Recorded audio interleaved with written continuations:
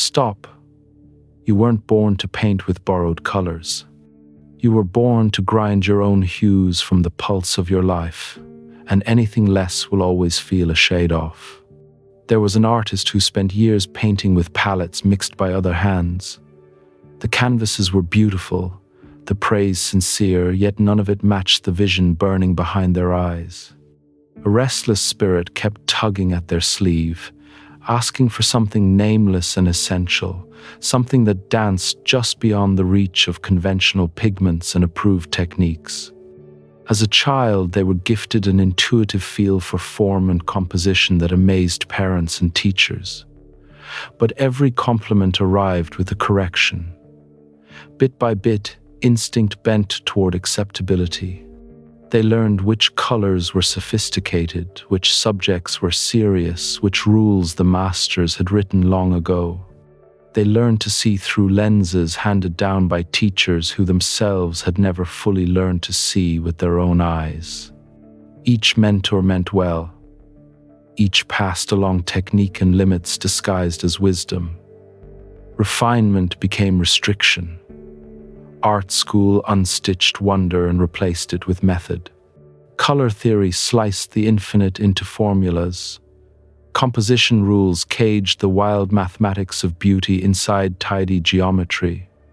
They worshipped the masters until their own hand forgot its first language. Professors spoke of finding your voice while training every voice to sound the same.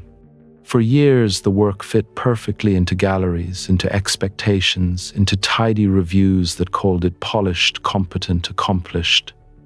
Elegant cages. Success arrived, representation, sales, recognition, and still felt like standing on the summit of the wrong mountain. They had learned to paint what people wanted to see instead of what they themselves truly saw. Collectors could spot their canvases across a room. The artist could pass their own work without recognition, as if a stranger had signed their name. Late at night, in the quiet, they faced the blank canvas and the invisible wall between their vision and their hand. Colors with no names hummed in the dark. Compositions ignored every rule. They dreamed of paintings never made, yet somehow remembered hues, missing from every learned palette.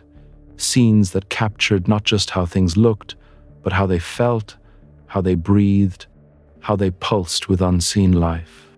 They kept a secret sketchbook, hidden from galleries and critics, and tried to catch those visions. But the hand still moved in trained patterns. The eye still filtered through borrowed glass. They realized they were editing reality before it ever reached the canvas. One dawn, exhausted by another night of impossible colors, they swept every borrowed pigment off the table and began mixing from the raw materials of their own experience. They ground grief into a deep violet that held every goodbye. They stirred joy into molten gold, bright with remembered laughter. Truth appeared as shades unnamed in any book colors that existed only because of the way they had lived. They blended the silver of morning solitude with the crimson of conviction, the green of growing wisdom with the blue of unending questions.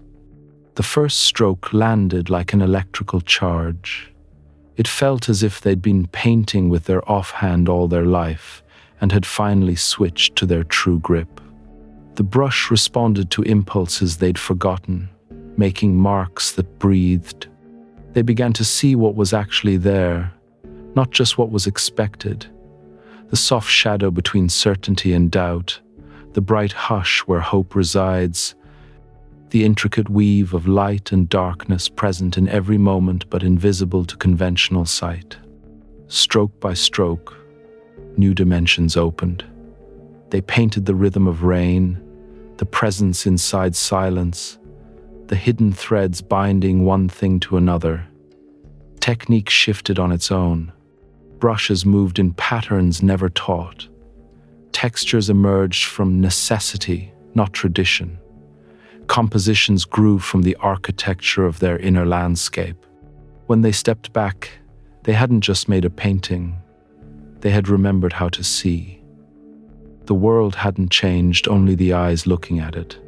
Colors turned more vivid, relationships more complex, beauty more abundant and more subtle than they'd ever allowed. The canvas looked like nothing they'd made before, and yet felt more familiar than their reflection. It carried their true signature, not the recognizable mark galleries had come to expect, but the unmistakable mark of a soul made visible through pigment and light. Sometimes the deepest transformation isn't learning more, it's unlearning what made you see less. It's reclaiming the vision you arrived with before you were taught to borrow lenses. It's returning to the palette that was always yours, mixing colors no one else can, and finally painting the world as only you can see it.